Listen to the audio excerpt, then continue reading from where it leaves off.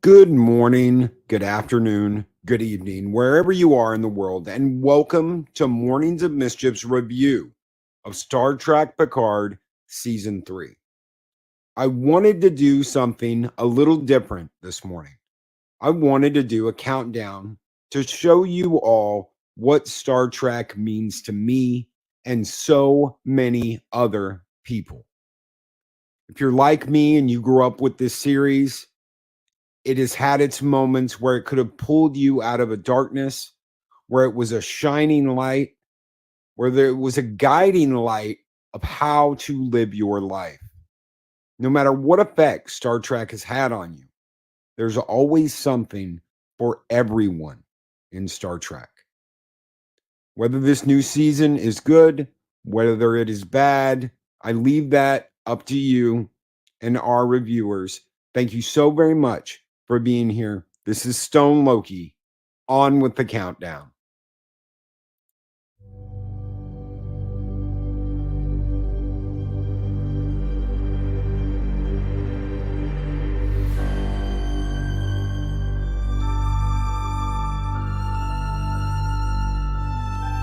Space, the final frontier.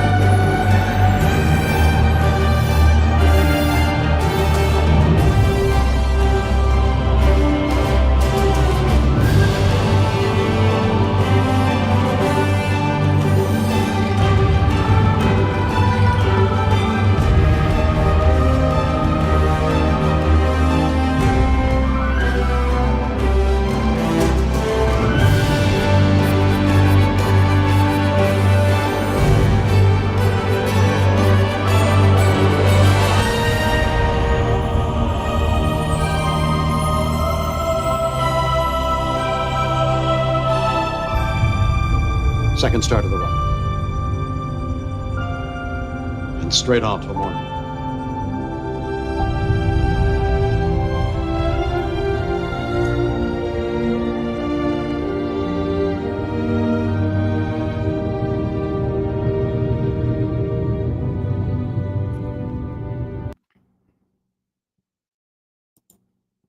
Good morning, everybody. Let me get everybody in here real quick. Welcome to our Picard Season 3, Episode 1 review here on Mornings of Mischief. Good morning, everyone. And thank you so very much to everyone in chat who was saying this put a smile on my face. That's exactly what it was for. So thank you so very much. That is literally how I started YouTube, making little videos like that. That will be released on its own without the introduction by me at 9:15 this morning.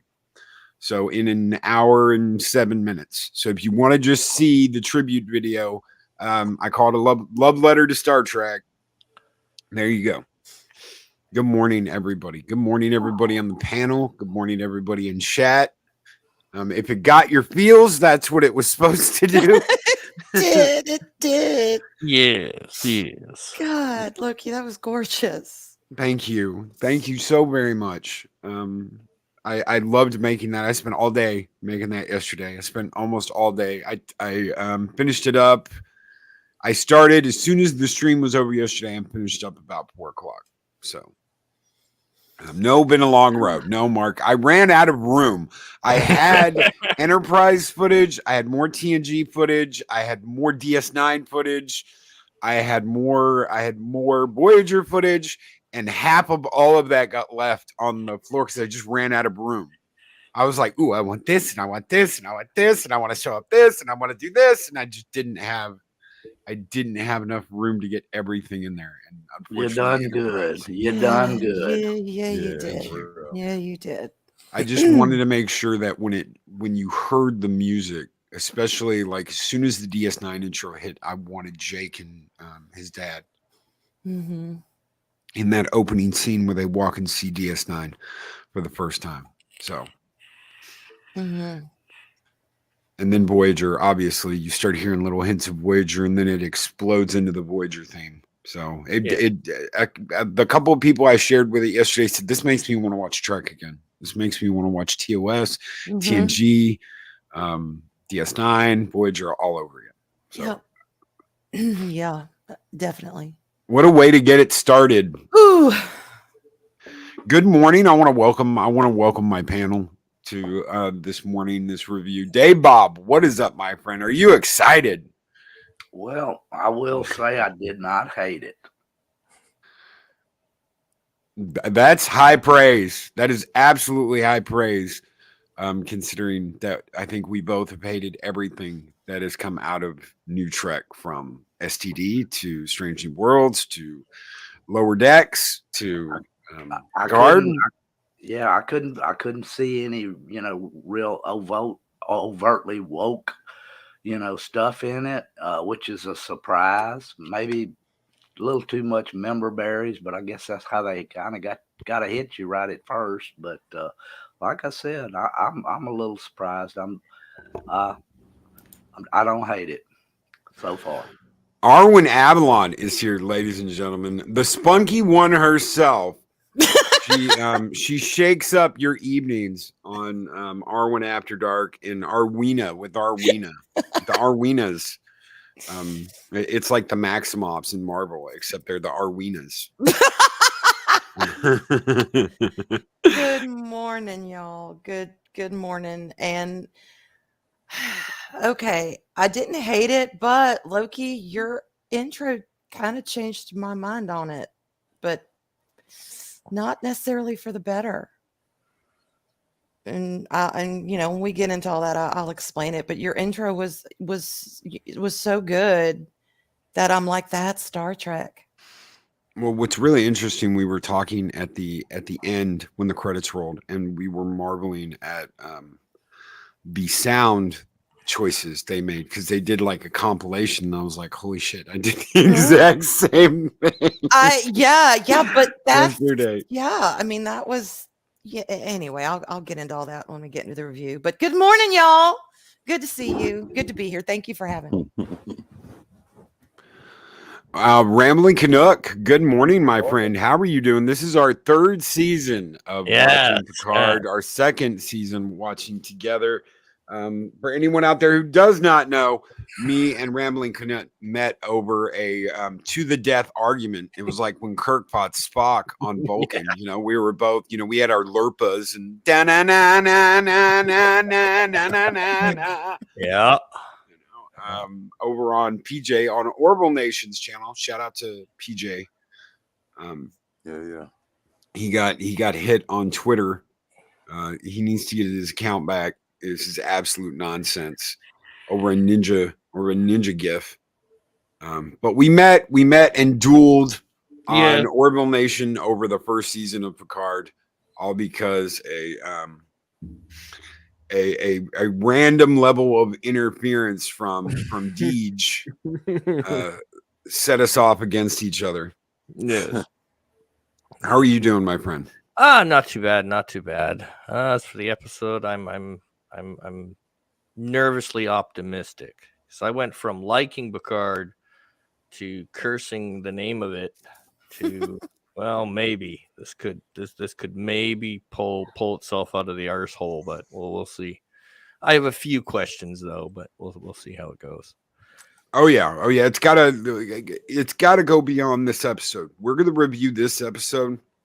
I'm not gonna trash an entire season for one episode. I do want to see more. Believe it or not, at the end, I was like, you bastards. It was one of those, oh, Misty high on the mountain.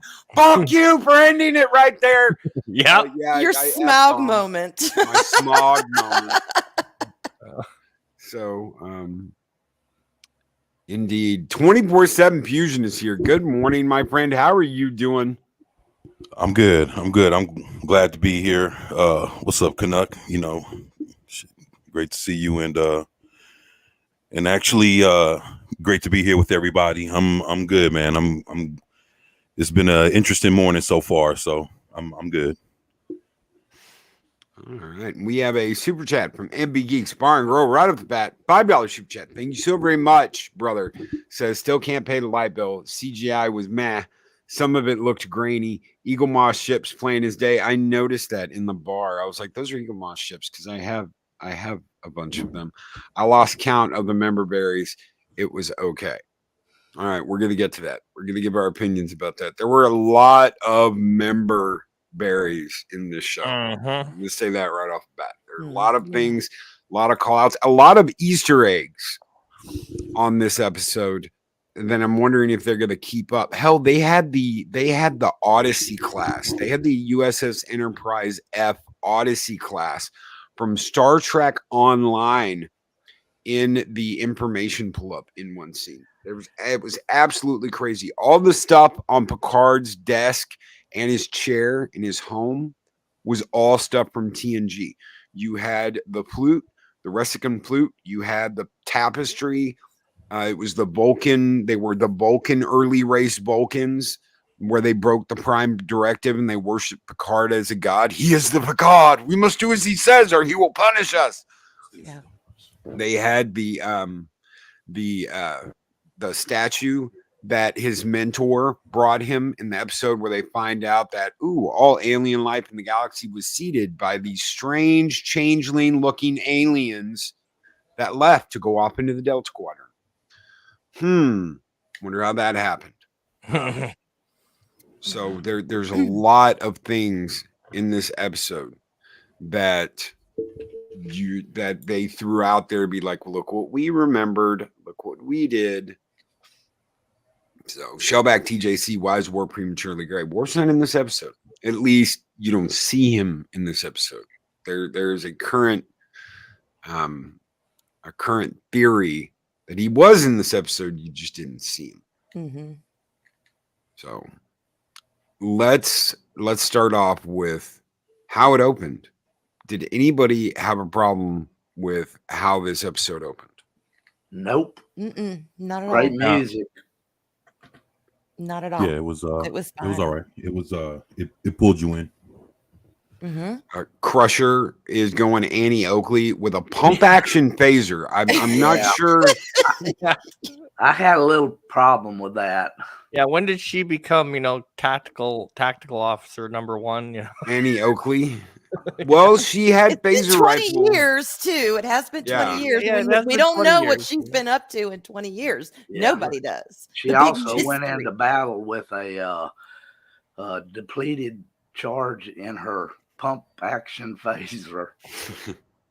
But didn't she just pull it off the wall too, off the charger? Or did I miss? Yeah, it? like that phaser rifle sure emptied quick. It did. I'm I'm like, just saying, well, it was like 4 what the shots hell? and done. They Oh, don't make 'em Mark. like they used to. Mark thinks the crackhead is working for lore. Okay. Okay. Oh. Larry with $2 super chat. Member berries and STP are a strong narcotic with some. Yes. No, especially for Trekkies. Yes, especially for Trekkers, Trekkies, however you want someone to say it. Oh my God, saying Trekkie is like an insult. Not anymore, bitch.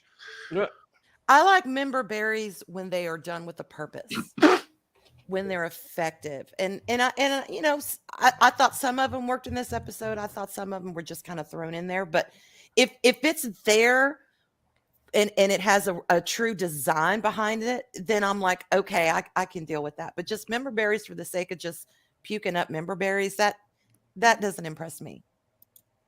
No, it was completely charged and had 6 shots. Okay, so the phaser that she had was on vaporize. And you got to wonder, how many shots does it have when that thing's on vaporize? Mm-hmm. So it wasn't on stun or hurt or anything like that. She was straight up murder and folk out of the gate. Yeah. She was double tapping, y'all. She was double tapping. And later Riker walks by. He's like, "What's this dust? This unusual dust?" And I'm like, "Dude, that's ash. That is human ash. I don't recognize these burn marks," because she fucking vaporized the people that were on the ship. Some bitch. Yes, she did. She did. She gave good vapor action. Ruben, member berries. I'm glad I can see that over on my side panel because, of course, StreamYard doesn't show that. We're getting rid of StreamYards, guys. We're getting rid of StreamYards and we're going with Restream. So, vaporize, no fuss, no muss, no cleanup, except for some dust. And if you got a Roomba, that takes care of that. Yeah, pretty much. Yeah. Yep. Turn that bitch up to 11. Yeah. All you got to do is get one of them little robots off disco, run around cleaning up shit. Let's talk music really quick because this is very important to me and something I was amazed at this morning is the level of music they used from the movies, from the series, from the TOS movies.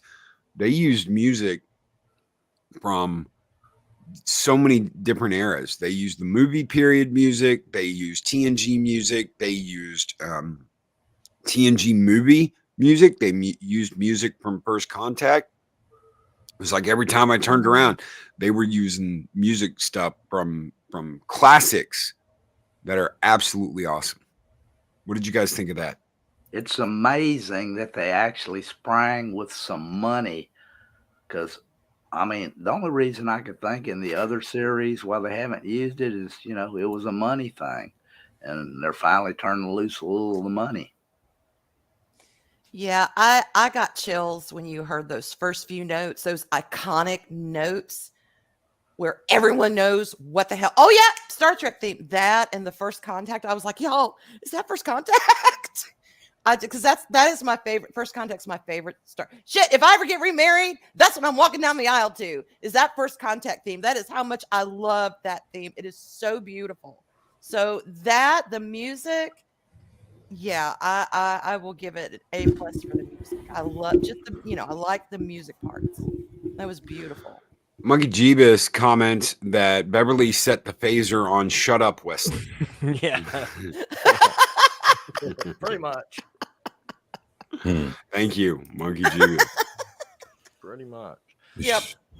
But yeah, the music taste, the music choices were really good, and Mhm. I have to wonder if because of second season, if they're like, oh fuck, and they're like, okay, maybe we have to spend a little bit more money, and you know, this is Picard's going out party. This is it. So we'll see.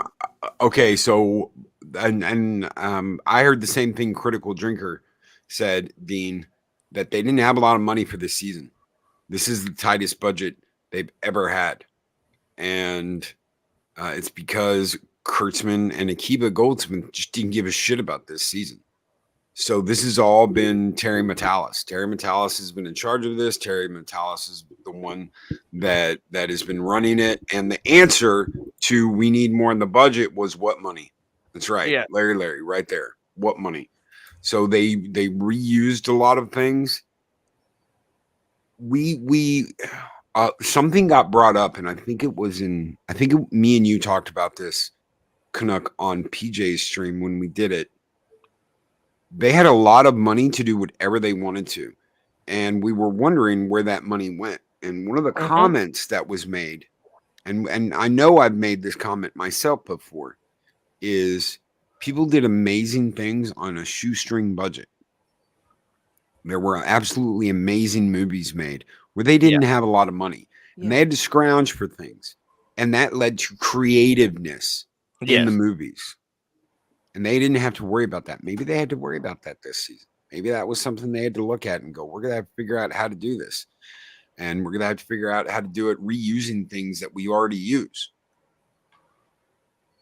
Well, they certainly didn't put any of the money in that budget towards the lighting. That's for damn sure. And I honestly think that that's one of the bridges that we've already seen. It's either Discovery Bridge or it's the bridge on the Enterprise that has been redressed and remade just for those scenes. Whatever scenes they did on the Titan, and we do get to ride around on the Titan for a little bit, Riker's old command. I do believe that's either the Enterprise Bridge or the Discovery Bridge that's been redressed and relit. And the reason why it's so dark is they don't want you to know that they've just reused it for something else. Mm-hmm. Mark, yeah, he says that's the redressed Enterprise Bridge. I knew they weren't going to make a brand new bridge just for that ship, so they had to reuse one of them. And yes, Mark, I agree. Captain Shaw's a dick. Oh, he's a douche. He's beyond dick. Let's get to that. So I'm gonna put this up. We've already kind of set some things up where we've been talking about. I know I got a spoiler. Breaking news research indicates unfavorable ratings of ALF and window jumping is at an all-time low. That fucker removed my spoiler alert and replaced it with a breaking news research indicates unfavorable rating of ALF and window jumping is at an all-time low. That son of a bitch got in my StreamYards and changed my spoiler warning. All right. So we're going to talk spoilers. If you haven't seen the episode or you want to see the episode, you might want to dip out for a bit. If you don't care, by all means, we love having you here. So let's talk spoilers. Crusher sends Picard a note and says, "Hey, I'm in deep shit. Come help me." No one's talked to Crusher in 20 years. That's the way they set it up. No one's spoken to Crusher. No one's seen Crusher in 20 years. Get your ass to Mars and use the Brubeck ID at the front desk. That's a different IP. Sorry. Come and help me find me Picard. Picard gets the message, has to decode it because these aliens are trying to kill her. Ruben Christopher Haynes.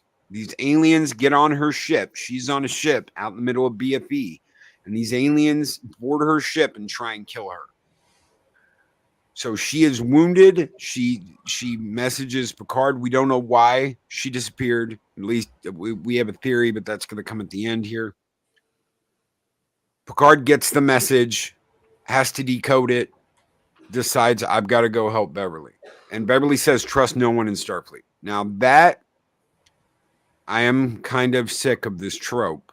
Yeah. Of Yeah. Starfleet's the enemy. Mm-hmm. I don't know about you guys. We'll Yeah. we'll hit on that for just a minute. So, Dave, Bob, you agreed? Oh, I'm totally in agreement. I've got to where, I can't stand it. That is supposed to, Starfleet and the Federation are supposed to be, high ideals, and it's almost like they're always running it down. Yeah, it's like the equivalent of deconstructing superheroes, man. Like, Yeah. you just seeing it tore down instead of it being, holding it to the morale or the standards that you know that it can be. Let's break it down, and I don't know. It's between that and the cursing, man, it's just that's a lot, man. Dean Krantz says the message she sent said, "I had a second son, named him not West." Yeah. And he's got a British accent. And he's got a Yeah. British accent. I Ugh. wonder whose kid he could be. Yeah, I wonder who's the father. It ain't Darth But Vader. accents aren't hereditary, for God's No. sakes. No. And So he if would have been they what, do go that 70? way, yeah. I mean, that's some shit. I heard that, my uncle, he was like in his mid 40s, and he was like, "Ha ha, I still got it." But that's mid 40s. Yeah. He got his wife pregnant, and he was like, "Ha ha, I've still got it. Still got the old spring in my step. I'm proud." Yeah. Picard would have been in his 70s. Yeah. In Pulling his Edwin 70s. Edwards, the old governor of Louisiana. I married that young woman, and I think he had a kid when he was in his 70s or 80s. Wow.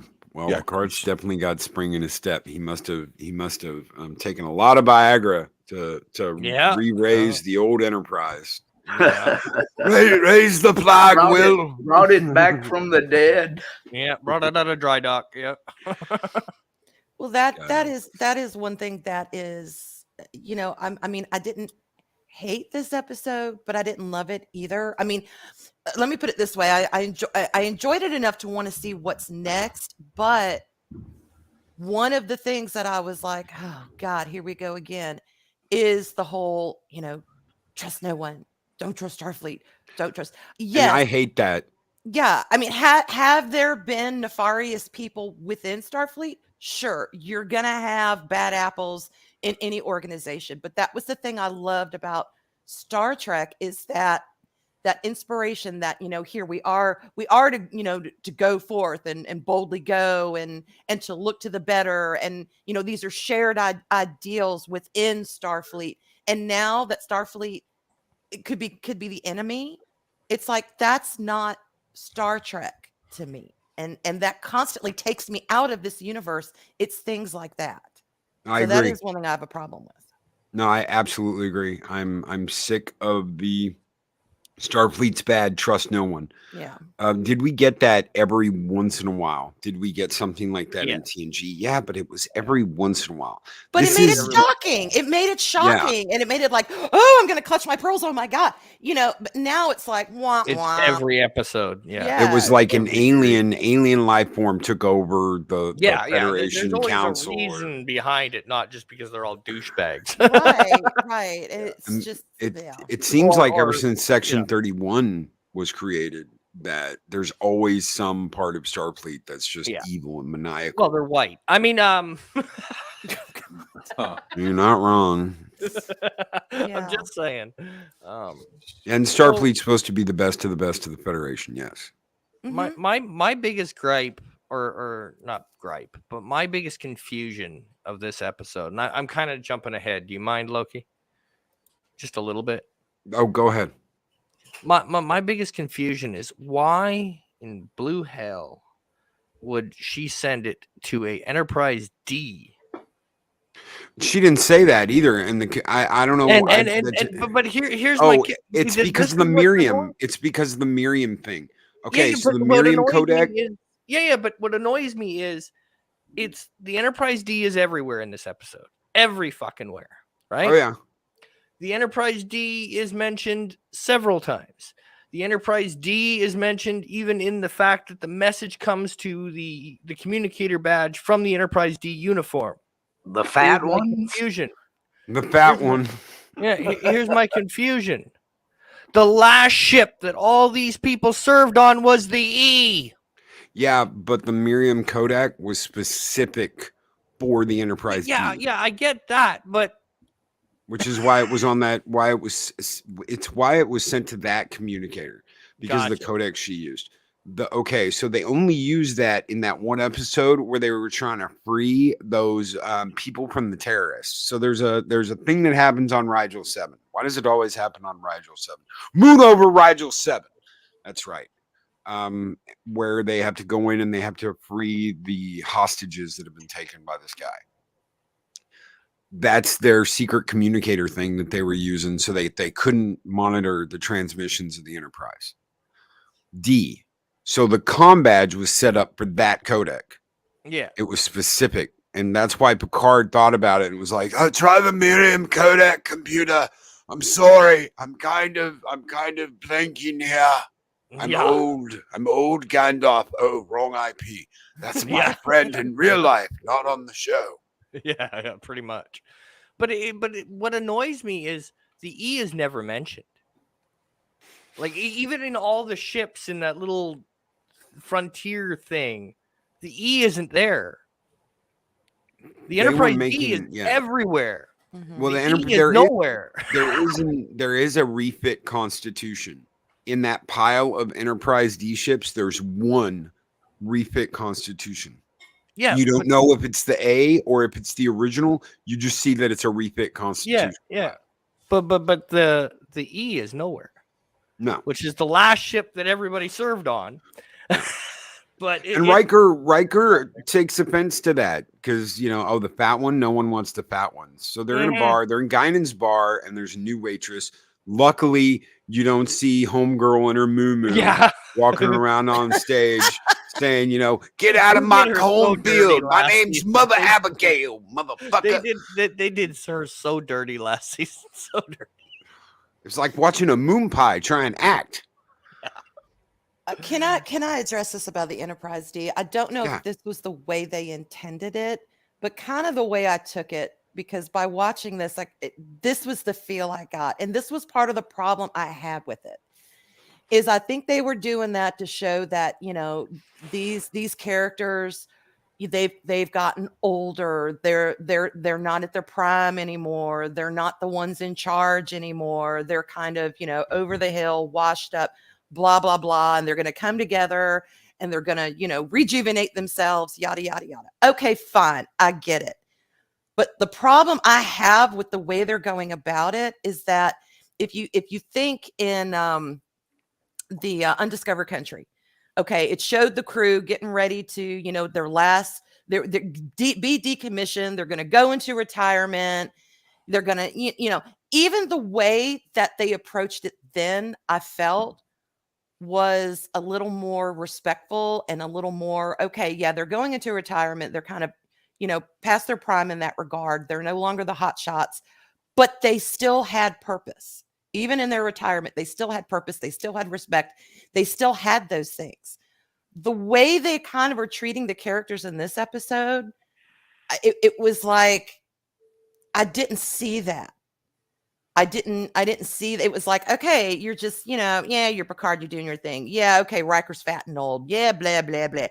And I didn't feel that inspiration to want to be these characters, to want to look at the lives that they had. I just felt like they were kind of, like when Riker's sitting there and saying, Deanna and Kesha, I'm feeling they're happy. I'm not going to be around. I'm like, oh, okay, great. Now he's going to have a broken home life too. Oh, probably. Are we going to yeah. shit on these kids? Where the hell is the inspiration? Where is the Star Trek in that? I get it. People grow old. Things happen. I understand that. But where before you see that treated kind of with that respect, now it's just kind of like, nah. And I think that was the whole thing with the Class D. Kind of a nudge to that. That was then. This is now. And I didn't care for that. Well, I can't tell you how many times I've heard people say, "I never liked the D. It's too squat." I liked the E. I liked the and hell, they made the E for the movie to be more like a streamlined, newer version of the original Enterprise. Mhm. Yeah. Just elongated and stretched out and more sleek with curves instead of fat and squat. Mhm. So I've heard that for freaking 30 years. Oh yeah, I yeah. don't like And I I don't mean, like that shit. my And only I issue with loved he was let's turn a ship that's going to go into battle into a family playhouse. But, well, that's what the saucer separation was for. So originally that was going to be in almost every episode. Anytime they went into the battle, it was saucer separ, and you take the battle section into battle while the families are safe aboard the saucer section. Yeah. But of course, That- Paramount's like, no, we can't afford to do that every single episode. Sorry, we're not doing it. Yeah. So it was, but no, I agree with you. The family thing. I don't know. I always liked the ship. I always liked the D. It was. You heard it I didn't first like here. it more than the Loki likes A. the D. Yeah, Anyway, I know. moving on. Clip it, Chris, and archive it for fuck's sake. I like the refit. That's my favorite. So the refit is my favorite Enterprise, and it always will be. But the Enterprise D. God, I gotta stop saying D and start saying Enterprise D. Thanks, fucking Canuck. The Enterprise D will always be, and it will always have a special place because I grew up watching TNG. I grew up watching Next Gen. So it's always going to have a special place. That was the first one I had, like the walkthrough museum on CD. It was like you have all the technical schematics. I felt like Worf's father. I have all the technical schematics at home. I did. I had blueprints. I had CDs. I had all kinds of shit about all the secrets of the Enterprise D. Fucker. I had to. You Refit is set it good up. too. I just hit it. That's all. And there's two versions. There's two versions of the Enterprise D. There's one with the phaser rays on the warp nacelles, which is what we get that version in Generations, and then there's the other one. So STD, this stupid design ship. Yes. Okay. Worst design ever. Ever. I would rather be in a science class, a Grissom class science vessel that gets one-shotted by a Klingon bird of prey before I'd be in. What's that ugly stupid one? Is that Discovery the ship. ugly one that has the big globe in the front of it? Yeah, stand by for evasive. Yeah, you're not doing evasive, buddy. I like the Enterprise from the alternate universe where yesterday was today when they had the Enterprise C, I like that one. Oh yeah, the Enterprise C. That is an ambassador class ship. Those are nice. No, I really like that too. So I have all the Eagle Moss ships at home. So yeah, I've got all the Enterprises, all the Eagle Moss shit. God, I got those years ago before I stopped buying Star Trek. Is this going to reignite? And I want to go around the panel here. Is this going to reignite anyone's imagination to want to start getting back into Star Trek again? Do you think that this is the turning point, Dave Bob? Well, I'll say it's a lot more promising than it has been at any time since this thing was rebooted by Secret Hidey Hole.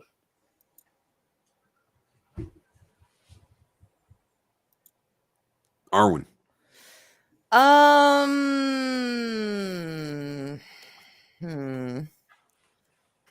To I'll get give you a back minute to into Star Trek. No, hell, your intro did way more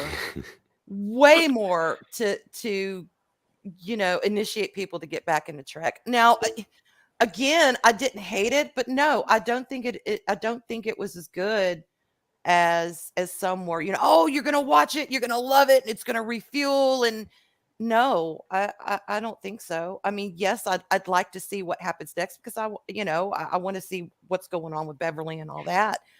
But I'm already invested in Star Trek.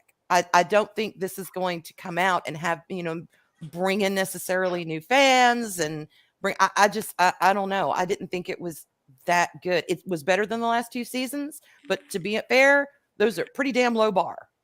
So I don't know. I mean, we'll see, but it didn't have that inspirational feel of Star Trek.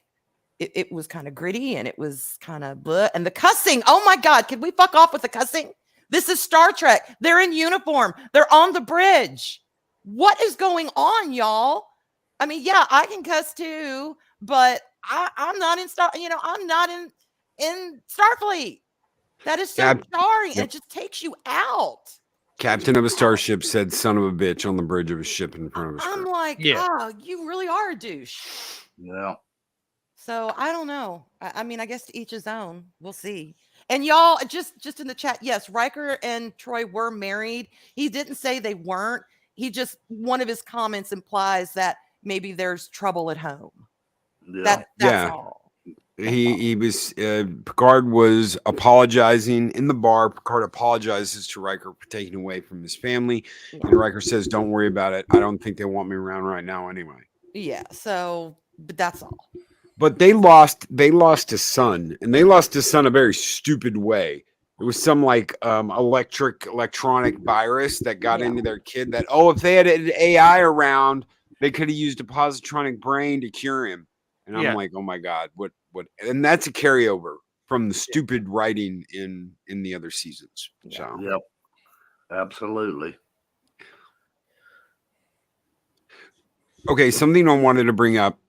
Since we're talking spoilers, there's a some a lot of back and forth banter between Picard and Riker that I think anyone who hasn't watched this yet, if you want to watch it, you're really gonna like.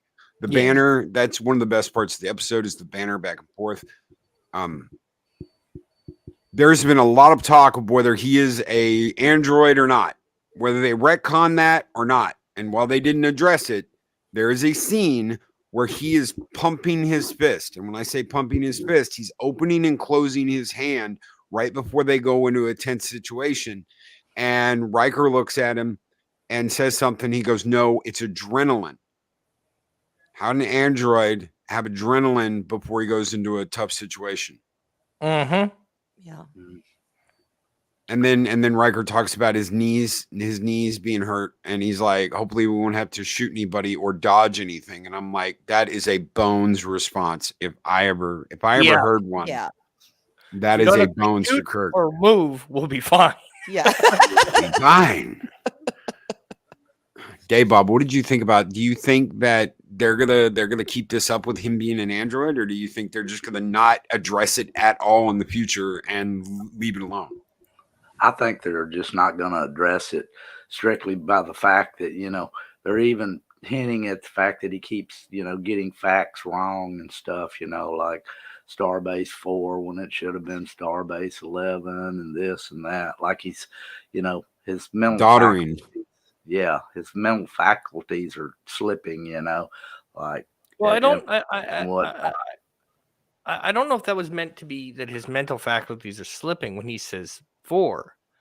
He's not in the game. So that's true.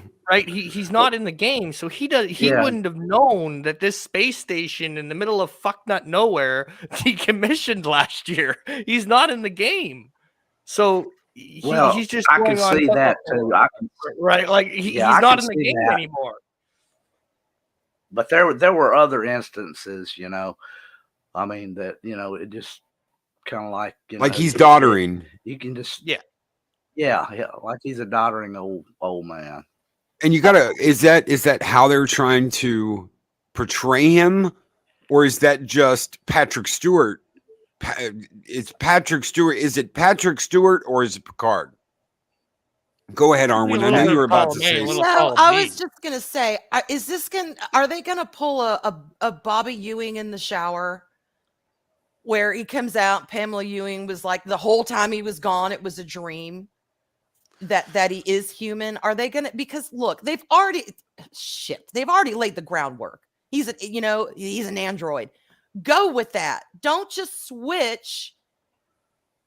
In third, as much as I hated that, and don't get me wrong, and I can't even believe I'm saying this. Don't get me wrong, I hated that, y'all. I hated Android. Fuck off. I hated it so much. Viscerally hated it with every cell in my body. But that is the path you laid. And damn it, if you're going to try and do a good show, then you need to work with the shit you just shoveled.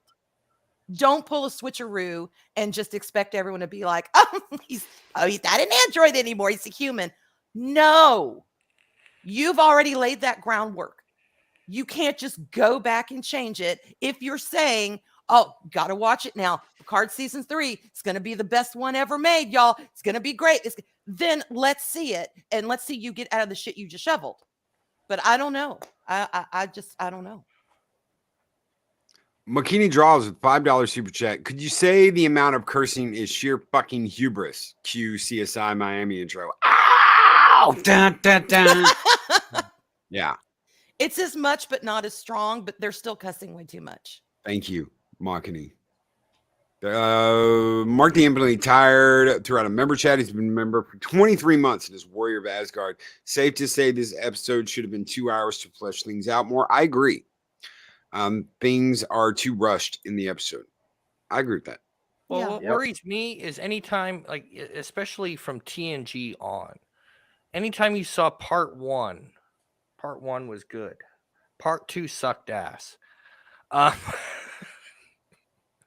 mean, just look at the Locutus storyline. Episode 1 was good. Episode 2 is not so good. Well, they, from my understanding, and some people argue this and say, "No, that's not true," because God, they have Picard didn't know whether he was going, or Patrick Stewart didn't know whether he was going to stay. Yeah. So it was all negotiations after that. He went in to talk to the head of, and there's 2 different stories here. So Patrick Stewart will tell you that he went in there and negotiated, and they gave him what he wanted, and he walked out. The other side of that is the executive side of that. And I'm sure the middle is somewhere in the truth here, in the middle here, that Picard came in, or Patrick Stewart came in and said, I'm out. And he said, okay, we'll start drawing up papers. And Patrick Stewart was like, well, wait a damn minute. And so I'm sure it's in the middle somewhere. I'm sure that. But they had to write it to where, hey, if he goes out, we bring Riker in as captain. We bring Jonathan Frakes in, and he plays Riker as the captain, and he takes over the center seat. And there are people that still think that is how it should have happened. That is what should have happened. Mm-hmm. Regardless if Patrick wanted to stay or not, pass the torch. He gets to be captain. Nobody sees it coming. The death of the captain. That's 2 people on the crew that go out that you never expect. Tasha Yar and Picard. Yeah. So Monkey Jeebus says Geordi has a daughter. And I want to tell you, they cast her absolutely perfectly. Because if you go back to the first episode of TNG, when Geordi's talking to Beverly and she's like, have you always been blind? He's like, I was born this way. And he's all smiley and he's all, and the first couple of seasons, he's just smiling and he's hanging out on the bridge before he becomes chief engineer. He's always smiling. He's always happy. He's like, I'm blind, but it doesn't bother me because, like, I can totally see better than you fucks. If you look at his daughter, she's like, hi, and smiling. I'm like, oh my God, it's Geordi's daughter. Before they even say it, you know who this chick is. She's all smiles. Yeah. Oh my God. Mark says that's LeVar Burton's daughter. I believe it. I absolutely believe it. Okay, that makes sense. That smile. So that white bright smile. Yeah, that white bright smile. And she's just like, hi, y'all. And you're like, oh my God, it's Geordi's kid. How could Picard not know? Who is that young woman smile? Oh, that's Geordi's kid. Can you not fucking tell? I can tell, and I'm watching the show. I'm not even in the show and I can fucking tell who it is. Oh, that's Geordi's daughter. No shit. Give something to Mr. fucking obvious. Yeah, but to be fair, Picard didn't pay much attention to LaForge for the first couple of seasons. I mean, Crash LaForge. It's Micah Burton. I mean, bravo for the absolutely excellent casting and deciding, you know what, we'll just bring his daughter on board because, yes, abso-freaking-lutely, yes, I loved it. The smile, the fact that Riker gives her shit and she's like, She's like shaking her head. Don't bring it up. Don't bring it up. He's like, they called you Crash at the academy. Yeah. And everything on the bridge stops. And Yeah. all eyes are on her. And she's like, fuck me. Yeah. Like, That was yeah. cute. I did enjoy that scene. He's That gonna was say like one time, but he said, "Didn't you do it twice?" Yeah. busted. Oh my God. Weren't you known as Crash? Yeah. Is the embarrassing uncle moment. Dean Krantz abs 2 shuttles.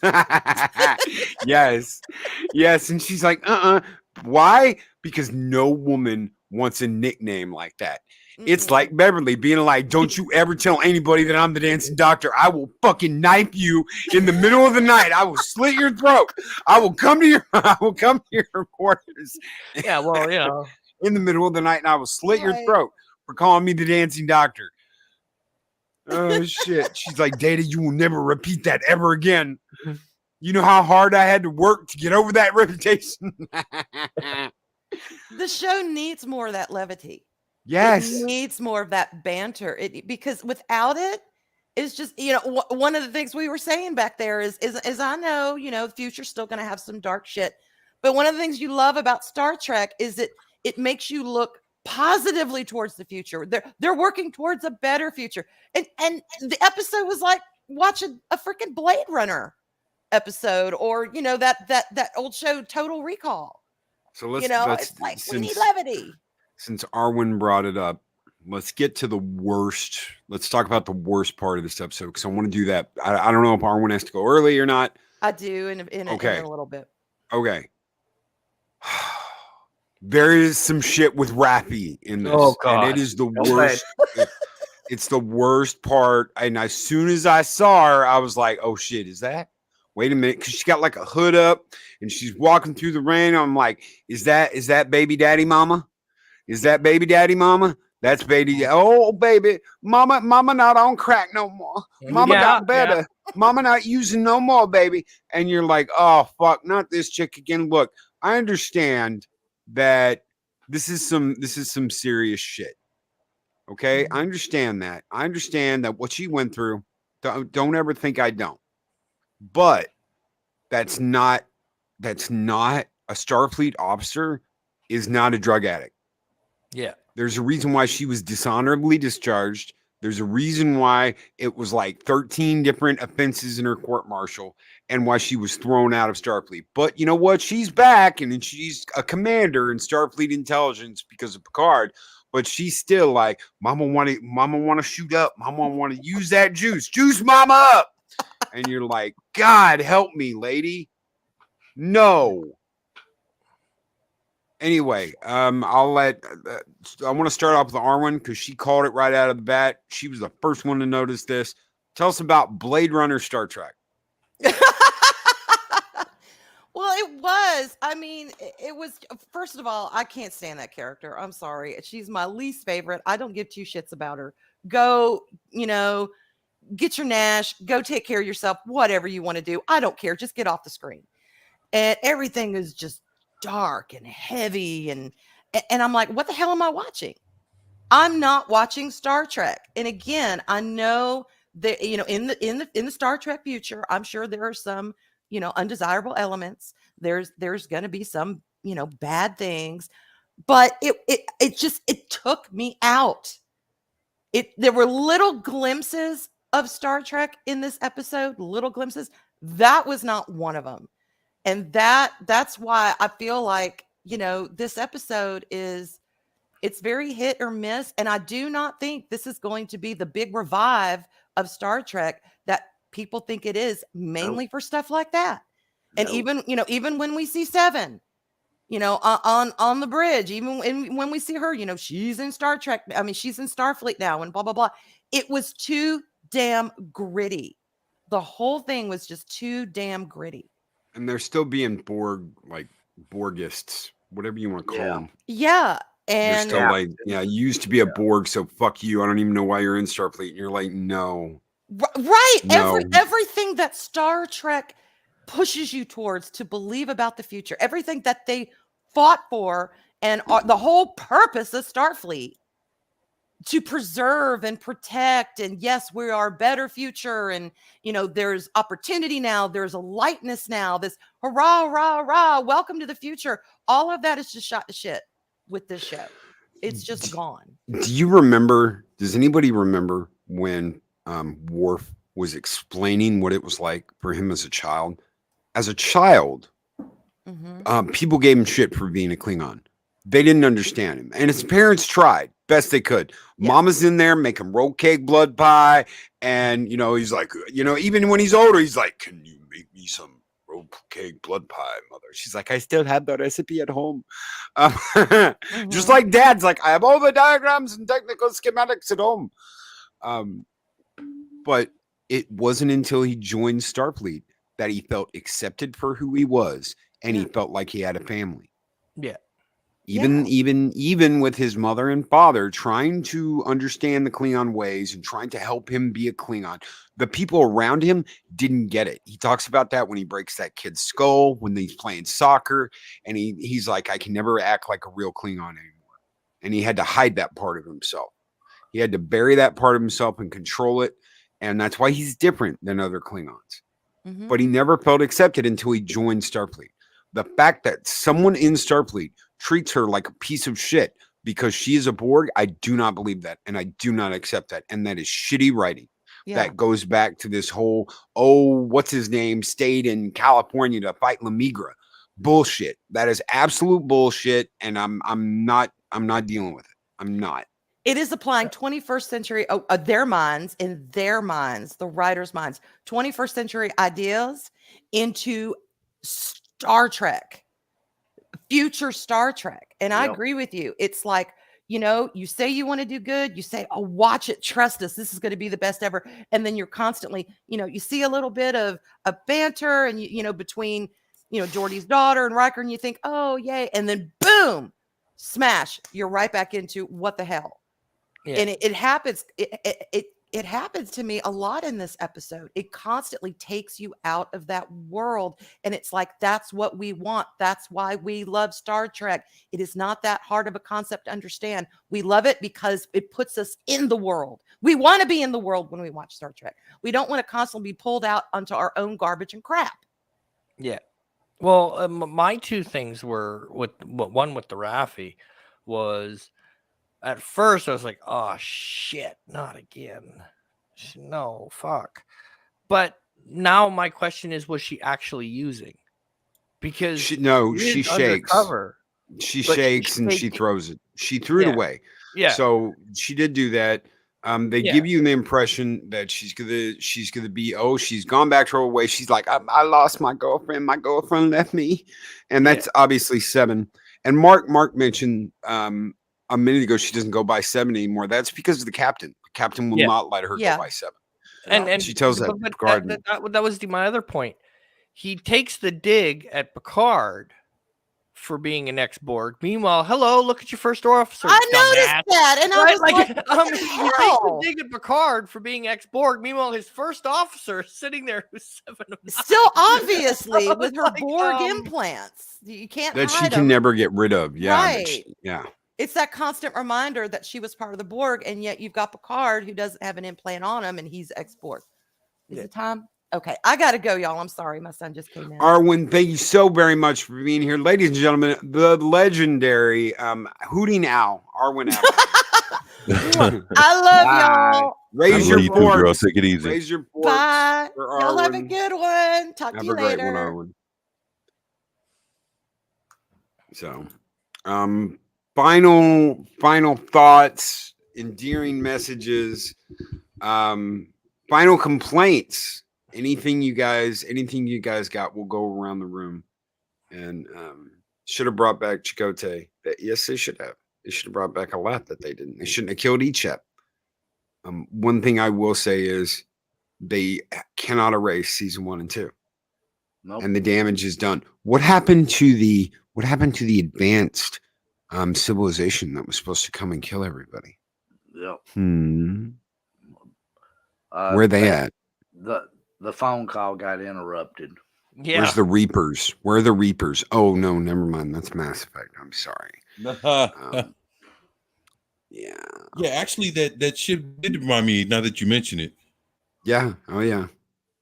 Yeah, that first season, it's all Mass Effect. They just took the plot from Mass Effect and Oh, without a doubt. I mean, even down to, all the people that knew about it, and they saw the visions and whatnot. Honestly, I'm not sold on it yet. It's too dark. It's and I'm not talking just the scene, lighting of the scenes. I'm talking about.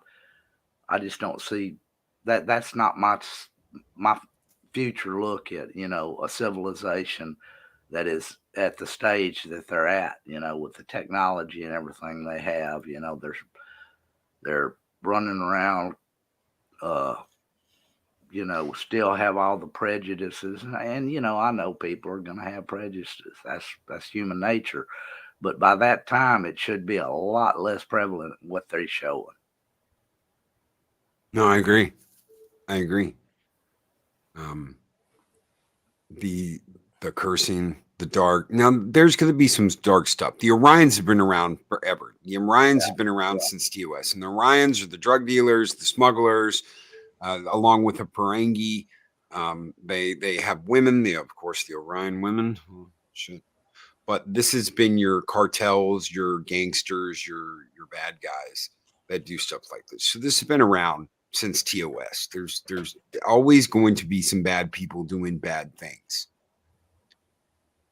No eating car batteries. Thank you so much, Mark. Yes, no Agnes eating car batteries. Ugh.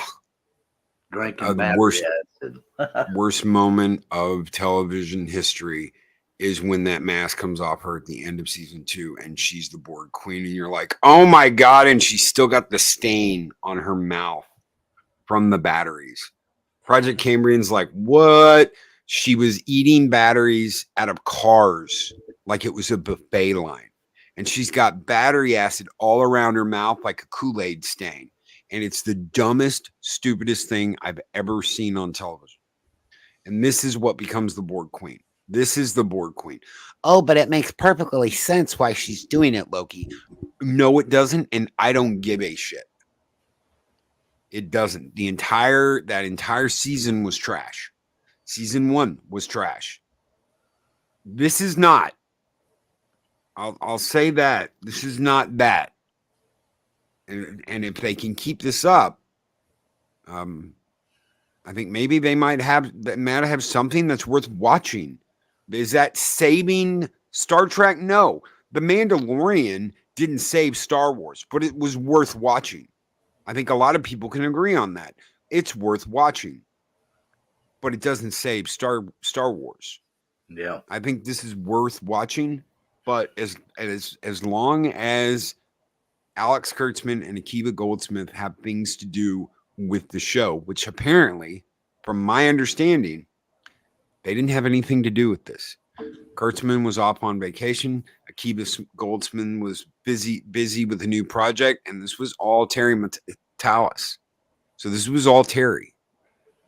They had nothing to do with this. And Terry isn't under contract to do more work. Monkey Jeebus. Akiva's gone. Okay. Alex Kurtzman was on vacation while they were making this. So he didn't have his hands in this. There are people that will say, as long as their name is on the credits, we are going to trash everything that comes out. Yeah. If you trash something you're not even watching, you are being the most ingenuous SJW fuck that I know of. If you want to trash something, if you want to fucking run it into the ground when you're not even going to watch it, that's what SJWs do. SJWs demand people get canceled. Don't be a little SJW bitch and demand people get canceled because you don't like them. Do I think Alex Kurtzman deserves to be in charge of Star Trek? No, I do not. Absolutely not. Do I think Akiva should be there? No, I do not. And if all of this is true, and this is all Terry Matalas, they really need to consider replacing Alex Kurtzman getting rid of him and hiring Terry to do more of things like this. But don't trash something you're not even going to review. Period. It's disingenuous, and that's what SJWs do. That's what the SJWs tried to do to Hogwarts Legacy. We had a huge problem with that. Don't sit there and trash it and say it's istophobe and yada, yada, yada when you haven't even played the damn game yet. We all get in an uproar over that, but then people turn around and want to trash something they aren't even going to review or they aren't even going to watch. They'll review it when they haven't even fucking watched it. Yeah. This was a lot better than the shit we've gotten over the last 2 years. Was there dark shit in it? Yeah, there was, unfortunately. There was some shit with Rappy, and I mean, I don't know why they brought Rappy back. Just don't even bring her up and get rid of her. Just get rid of her. But they did it. They made that choice. The rest of the episode, I thought, was good. I'm going to give it an 8. We'll go to Dave Bob. Dave Bob, tell us what you thought about it, your final thoughts, and what score you want to get. Well, God help me. I can say that I have watched, other than Lower Decks, I have watched every episode of New Trek. I'm talking Disco, all of it.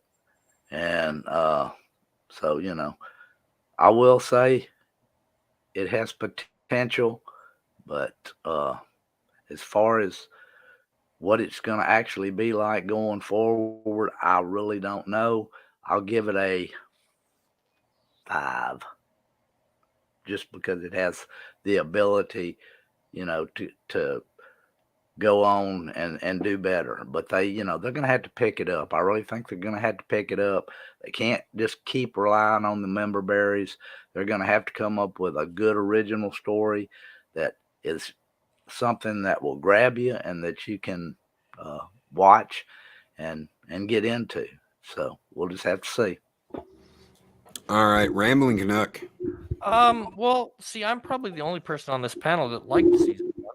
So, for me, I went from defending Picard to sitting here with Loki going, what the fuck did they do to my baby through season 2? And then, now, did I like all of season 1? No, but overall, I could live with it. Season 3 has started out well. But again, I'm a little nervous because Trek in the past, and Loki could probably back me up on this, does not do 2-parters very well. They just don't. Especially in the TNG era. They just don't do 2-parters too well, and they started out with a 2-parter. So the second one will hope that they can at least keep it salvageable. But for me, it's too early. It's just too damn early. I like it so far. I'm okay with where it's going. I'll give it an 8, like Loki did, but I'm very nervous, and I'm optimistic, but at the same time, I'm holding off that trigger just yet. I'm not ready to ring those bells and say, you know, all right, I'm good. At least they finished strong. I'm not ready to say that yet. Oh yeah, I want to see the rest of this. I want to see the rest of this, and I want quality over the next 3 episodes. If this is the only one that's an 8, and episode 2 and 3 and 4 are like 2s or 3s or 4s, I don't want to continue watching this. I want continual good episodes, or I'm out. Yeah, well, I'm expecting next episode to drop. Just because it'll be part 2 of a 2-parter. So, and you're right. Cynical. You brought that up. You did bring that up. I do feel this should have been a two-part episode. This should have been 2-hour opener, but they're not going to do that because they only got 10 episodes. Yeah. So they don't want to ruin a whole nother episode that they can get someone to keep subscribing to our Paramount Plus so you can watch episodes of Picard. Is Kurtzman back from vacation? Then no. Yes, Kurtzman is back from vacation.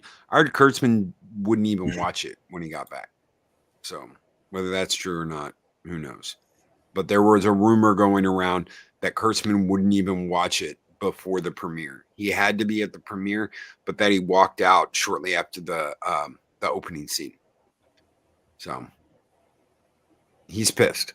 He's pissed that Terry got to do this and that they gave him a chance, and now he's gone, so he doesn't have to worry about him anymore. But this was a threat to his crown. So whether that's true or not, I don't know. 24/7 Fusion Media. What's up, brother? Tell me what you think, man. Tell me what you think. Any final thoughts, and give us a score. Well, actually, because I've seen first few episodes of everything that's come out in the last few years of all of this Discovery, Lower Decks, shit with Pike, and and even considering JJ's movies. Out of all of that, one thing I could say is, yeah, we all got duped with the first movie with JJ, but aside from that, I think this has to be probably the best written thing that I've seen out of all this shit, and ever since JJ, was assigned to take over Star Trek. This has to be probably the most thought of, probably the most respected, thing that we're going to see. But the problem is that if we sit here and go cuckoo for Cocoa Puffs and we really dig into this shit and we really enjoy it, what's going to happen is they're going to greenlit, they're probably going to come with a season 4.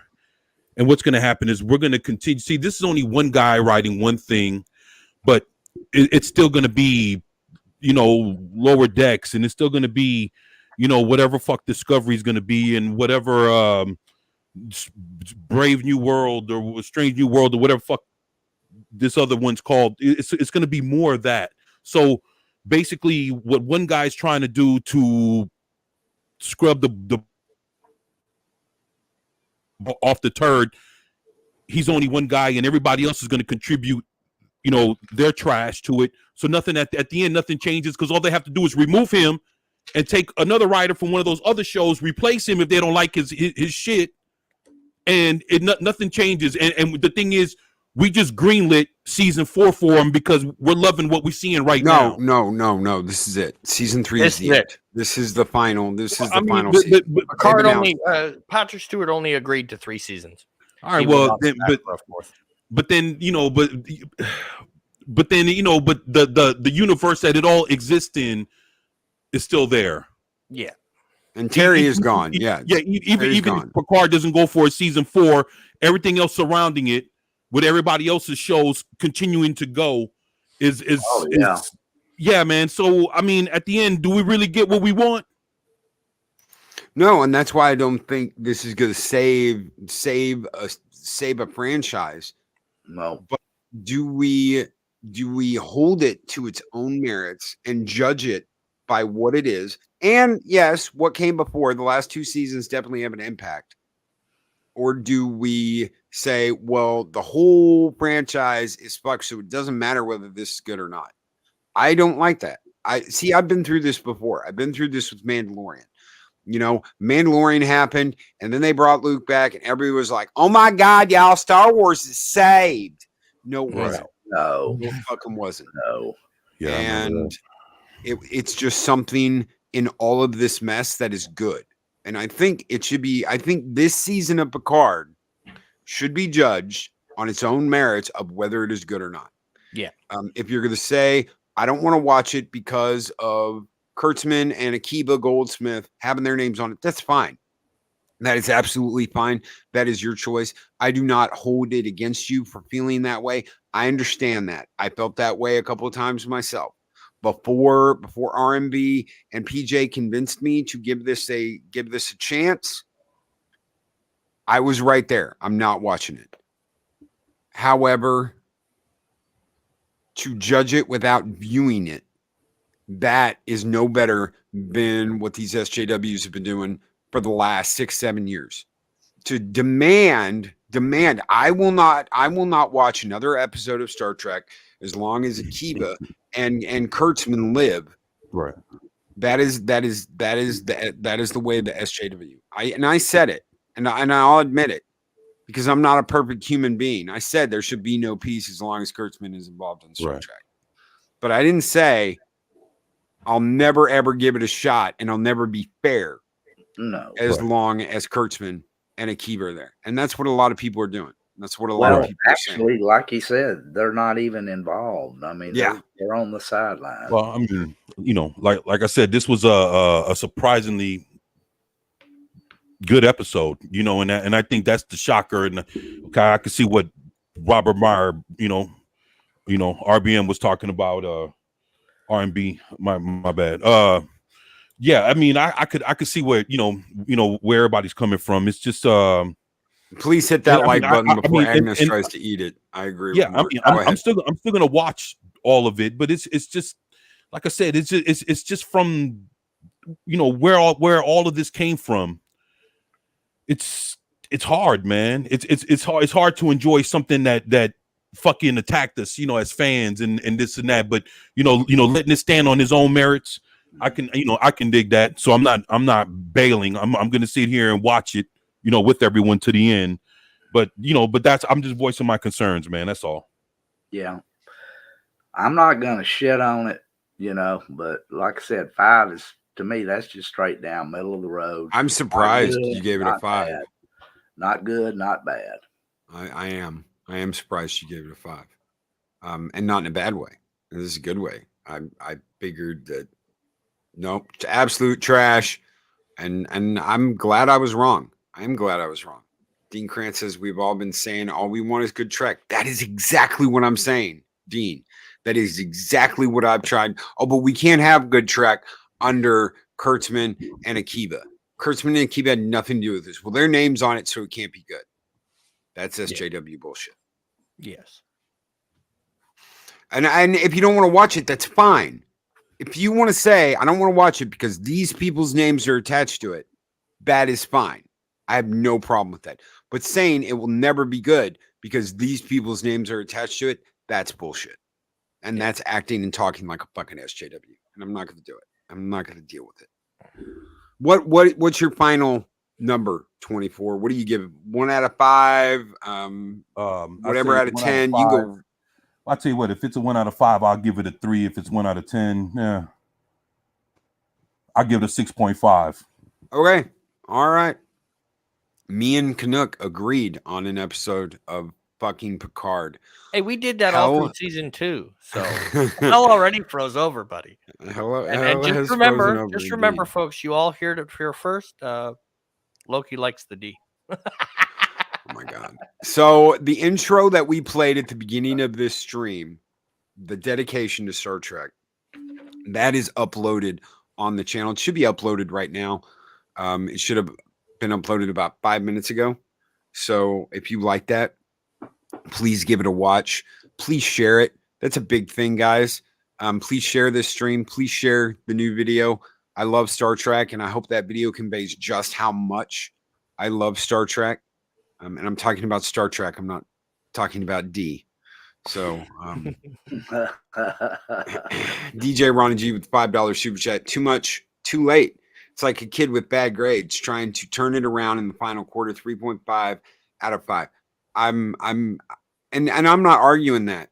I'm not arguing that. And I don't think that this season can fix Star Trek, DJ Ronnie G. I don't. And I'm not saying it will.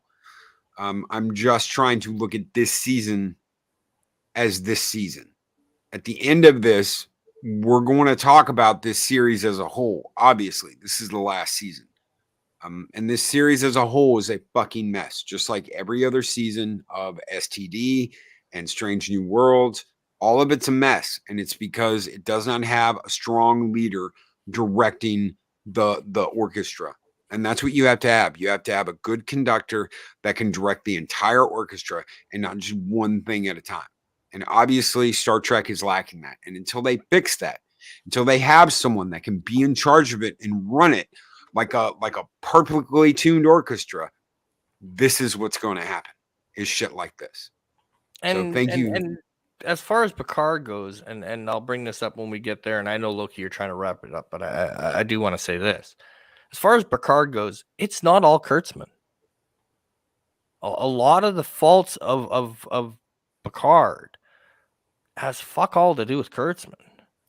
The person that falls at is a person named Sir Patrick Stewart. Because nothing would happen in this show unless Stewart approved it. Yeah. Yeah. I mean, that's just He shit on his own character. Right? Like it's just the way it is. We'll teach those Republicans a thing or two. Yeah, exactly. So it's not all Kurtzman. People can yell that from the rafters, but it's not. A lot of it is that in order for Stewart to come and play, they had to give, to bring it back to the old wrestling world, Hulk Hogan, creative control, brother. Creative control. Captain Fandom Nerd, good morning. He says, I give it a 5 out of 10. Not great, but not horrible. Yeah, me and him agree on that. Patrick Stewart is old and nuts. No. Yeah. It's not our fault we're pessimistic about the whole situation. Consider voting with your time. Absolutely. Absolutely. If you don't want to watch this, I totally understand. If you don't want to give it a shot, I totally understand. My problem right now is with people saying they watched it when they never watched it and want to shit on it. And it's obvious. It's obvious who these people are because they didn't watch the episode. Because there is some things to like here and there's some things to not like. I immediately rolled my eyes when I saw Rappy. I said nope. And Arwen brought it up. This is not Blade Runner. This is not Blade Runner. Why do I feel like I'm in Blade Runner? And I agree with that. It's out of place. But everything, a lot of the banter with Picard and Riker, it was great. It felt like Kirk and Bones going back and forth back in the day. The writing there is solid. I heard something about Riker hitting someone when you have phasers. Why are you going to hit someone when you have a phaser? He elbowed them because they were trying to put a phaser to his head and hold him hostage. I saw nothing wrong with that. That is making a mountain out of a molehill. Yeah. So, and turn on the lights, Larry. Yes. Turn on the damn lights. Yeah. Turn on the lights on the bridge. The reason why they kept it so dark is because they redressed another bridge. And they don't want you to realize that that's just the Enterprise bridge redressed as another bridge. So my problem is with people telling other people that they shouldn't watch it. Otherwise, you're helping destroy Trek. That is SJW behavior right there. D. Bud Martin. I will agree with that. I will agree with that. And like I said, if you're going to review it and you're going to talk about all this, watch the fucking episode. If you're not going to watch the episode and you're just going to say, well, I don't have to watch it to speak my mind on how horrible it is. That's what SJWs do. So that's by all means, if you don't watch it, you don't have an opinion. There you go. Yeah. There you go. I can't give you an opinion on how horrible Star Wars is going anymore because I don't watch it. I don't look at it. I'll tell you about the company Disney because I do keep track of Disney, but I'm not going to get in here and tell you how it's Star Wars is all going down the drain and Kathleen Kennedy's doing this and blah blah blah blah blah.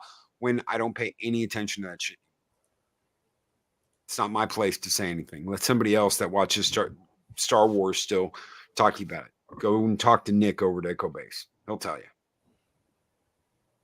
So, Monkey Jeeva says it's probably partially my fault for running away. I could have probably kept things normal, but I was offered to get paid to play video games, and that was more appealing than sitting around on set.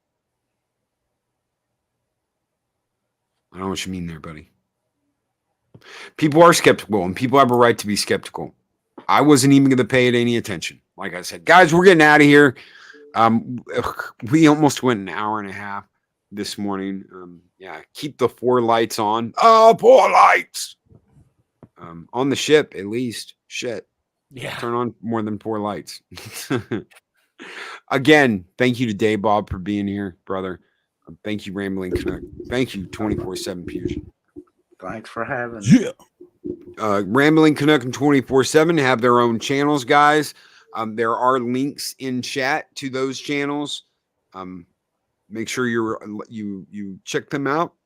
Yeah, thank If you like their content, share and subscribe, guys. Thank you. And like I said, we're getting out of here. Take care. Be excellent to each other. Always speak, friend, enter. Don't miss Canucks karaoke's on Saturdays. Thank you. Have a great one, everybody. Bye. Peace.